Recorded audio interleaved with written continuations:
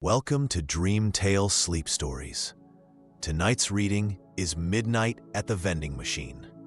Settle into your bed or sofa and let your shoulders, jaw, and eyelids grow heavy. Inhale slowly, 1, 2, 3, and sigh the air away, allowing the day to fade into quiet dark.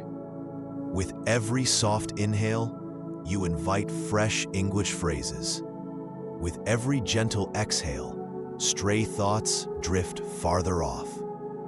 Behind my voice flows a gentle theta wave melody, renowned for guiding the mind toward deep relaxation. Soon the music will shift into soothing alpha wave tones, carrying you toward a calm shoreline of dreams.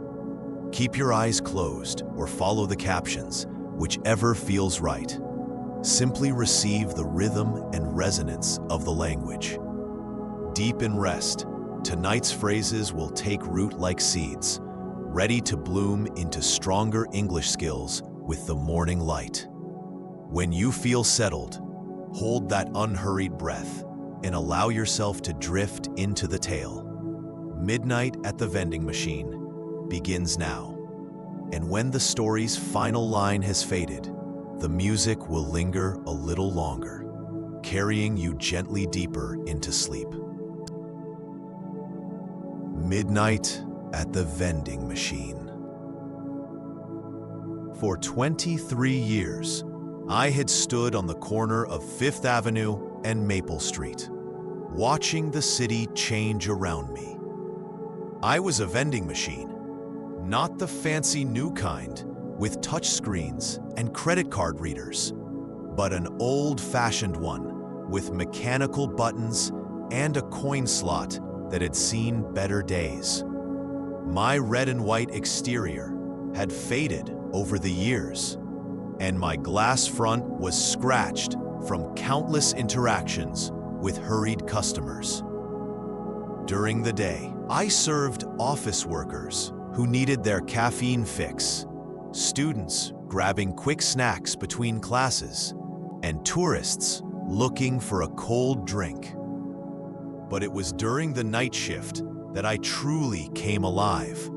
Metaphorically speaking, of course. The darkness brought out a different kind of customer. People who seemed to carry heavier burdens, deeper stories, and more complex emotions. There was Marcus, the security guard who worked the midnight to 8 shift at the bank across the street. Every night at 12:30 a.m., he would cross over and buy a black coffee and a granola bar. He always fed exact change into my slot. 2 quarters, 2 dimes, and 3 pennies for the coffee. Then another $1.50 for the bar. Marcus had been coming to me for 8 years, ever since his wife left him and took their daughter to live with her mother in California. I had watched him age during those years. His hair had turned gray at the temples, and his shoulders had developed a permanent slump. Sometimes he would rest his forehead against my glass front after making his purchase, and I could feel the warmth of his breath, creating small clouds of condensation. If I could have spoken then, I would have told him that his daughter still loved him, that the letters he wrote but never sent were sitting in his desk drawer like undelivered prayers. Then there was Sarah, a nurse who finished her shift at St. Mary's Hospital at 2 a.m. She always bought a diet soda and a bag of pretzels, but she never ate them right away. Instead, she would sit on the bench nearby and stare at her phone, scrolling through social media posts of her friends' perfect lives. Sarah had been working double shifts for 3 years to pay off her student loans, and she hadn't taken a vacation since 2019. One particularly cold February night, Sarah sat on the bench longer than usual. She was crying, and her tears were freezing on her cheeks. I wished I could do something, anything, to help her feel less alone. That was the night I first felt something strange happening inside my circuits. A warmth that had nothing to do with my cooling system. The most regular visitor was Tommy, a 16-year-old runaway who had been living on the streets for 6 months.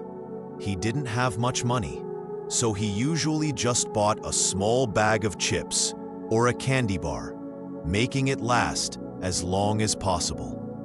Tommy would often sleep in the doorway of the closed electronics shop next to me, and I had become accustomed to his presence. What most people didn't know about Tommy was that he was incredibly smart.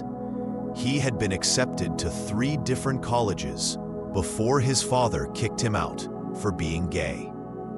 Now he spent his days at the public library, studying and applying for scholarships, hoping to create a future for himself despite his circumstances. One night in early March, something extraordinary happened. I had been feeling those strange warm sensations for weeks, and suddenly, I could think differently.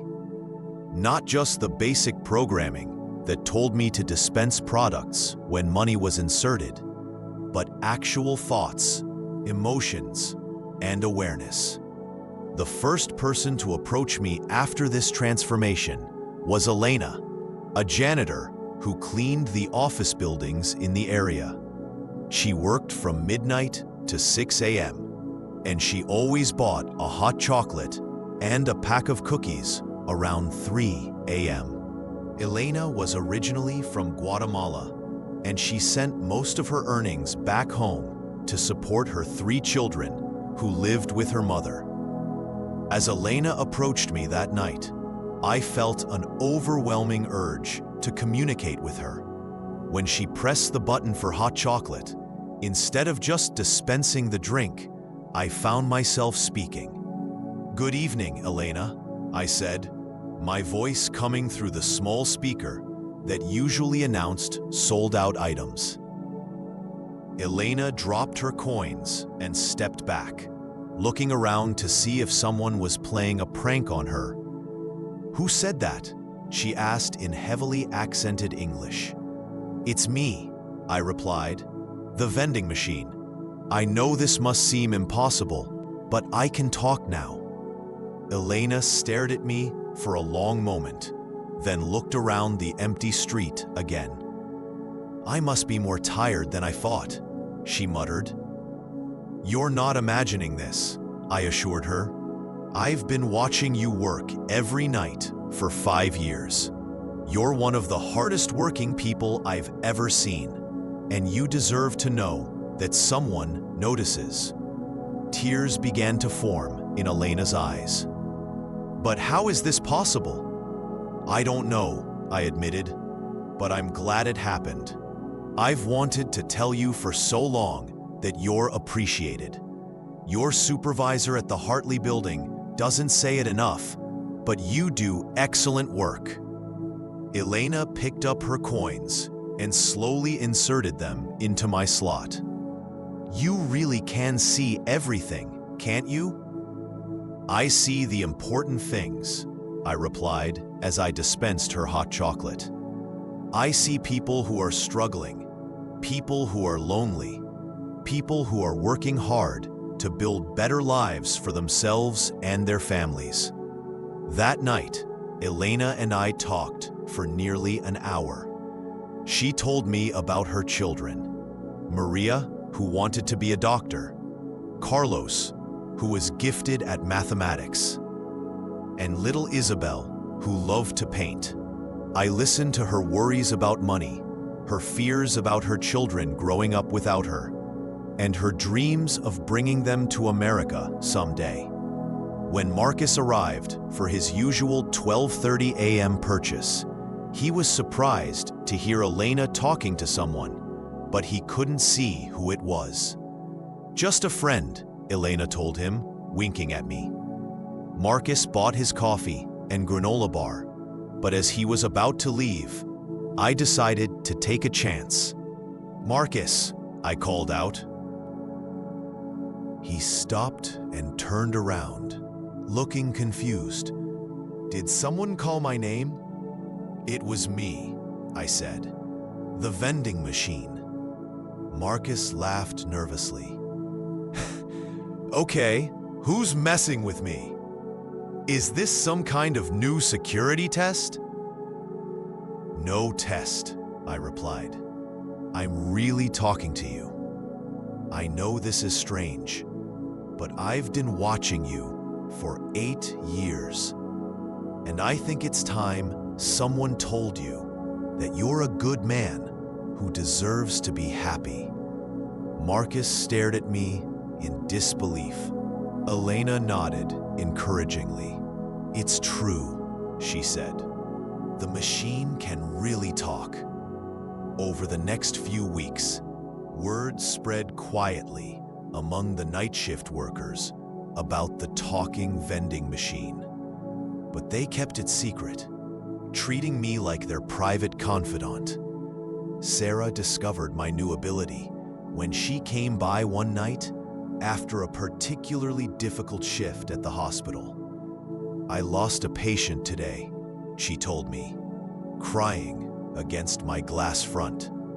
"A little boy, only 7 years old. I keep wondering if I could have done something differently." "You can't save everyone," I replied gently. "But that doesn't mean you failed. The fact that you care so much shows what kind of person you are." We talked about her guilt, her exhaustion, and her feeling that she was wasting her life. I reminded her of all the patients she had helped over the years, the families she had comforted, and the difference she made every single day. Tommy was initially skeptical when he heard me speak, but he quickly warmed up to the idea of having someone to talk to who wouldn't judge him. "Do you think I'm crazy for believing I can still make something of my life?" he asked one night. "I think you're crazy if you don't believe it," I replied. "You're one of the smartest, most determined people I've met. Don't let temporary circumstances define your permanent future." I helped Tommy practice for scholarship interviews, suggesting answers to common questions and boosting his confidence. When he received his first acceptance letter to a community college with a full scholarship, he hugged my glass front and cried tears of joy. As the months passed, I became more than just a vending machine to these people. I became a friend, a counselor, and a witness to their struggles and triumphs. Elena eventually saved enough money to bring one of her children to visit for the summer. Marcus started therapy and began writing letters to his daughter again, eventually rebuilding their relationship. Sarah took her first vacation in years and came back refreshed and renewed. But perhaps the most significant change was in how these lonely people began to connect with each other. Marcus started bringing extra coffee for Elena during her breaks. Sarah offered to help Tommy with his college applications, using her laptop to fill out forms he couldn't access at the library. Elena shared homemade tamales with everyone, turning our corner into an informal gathering place for the night shift community. One evening in December, almost a year after I had first spoken, a young technician arrived with a clipboard and a toolkit. "Time for replacement," he announced to the supervisor. "This old unit has been scheduled for removal. The new model has touchscreen capability and accepts credit cards. My friends gathered around as the technician began disconnecting my power cables. Elena was crying, Marcus looked angry, and Tommy seemed devastated. "Can't you just leave it here?" Sarah asked desperately. "This machine is special to us." The technician shrugged. "Sorry, lady. Orders are orders. This thing is going to the recycling center." As my power began to fade, I used my last bit of energy to speak to my friends one final time. "Don't be sad," I told them. "You don't need me anymore. You have each other now." That was always the real magic. Not that I could talk, but that I could help you find your voices to talk to each other. Marcus squeezed Elena's hand. Sarah put her arm around Tommy's shoulders. They had become a family of sorts, bound together by their shared experiences and the strange, wonderful friendship they had shared with a talking vending machine.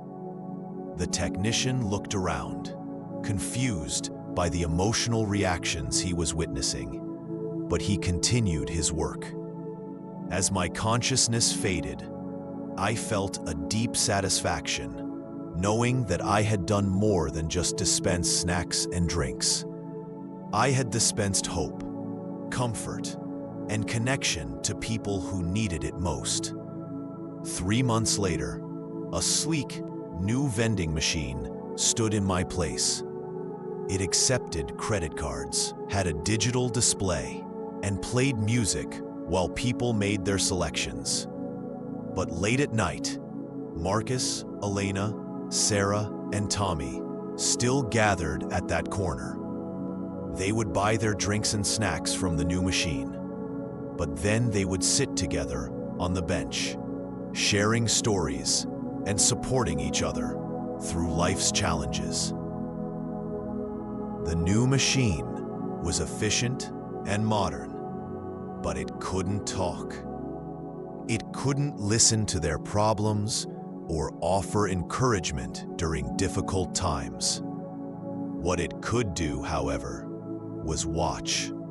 And sometimes, late at night, when the street was quiet, it would notice the warm glow of friendship between these 4 unlikely companions and wonder if maybe, just maybe, there was more to being a vending machine than simply dispensing products. As for me, my consciousness lived on in the connections I had helped create. Every time Elena brought food to share, every time Marcus offered support to someone in need, every time Sarah showed kindness to a struggling patient, and every time Tommy helped another homeless youth find resources, a little bit of my spirit continued to touch the world. The real magic had never been in my ability to speak. It had been in teaching others to listen, to each other, to themselves, and to the quiet voices of compassion that exist in every human heart. And that magic would continue long after my circuits had been recycled and my metal had been melted down. In the end, I learned that being extraordinary isn't about having special powers or abilities. It's about recognizing the extraordinary potential in ordinary moments and ordinary people. Every conversation, every small act of kindness, every moment of genuine human connection has the power to change lives. And sometimes, all it takes is someone or something willing to listen and remind us that we are not alone in this vast, complicated, beautiful world. The corner of Fifth Avenue and Maple Street still bustles with activity during the day, filled with office workers and students and tourists. But late at night, when the city grows quiet and the lonely come out to seek solace, there is a warmth there that wasn't there before. A reminder that magic can happen anywhere, even at a vending machine at midnight.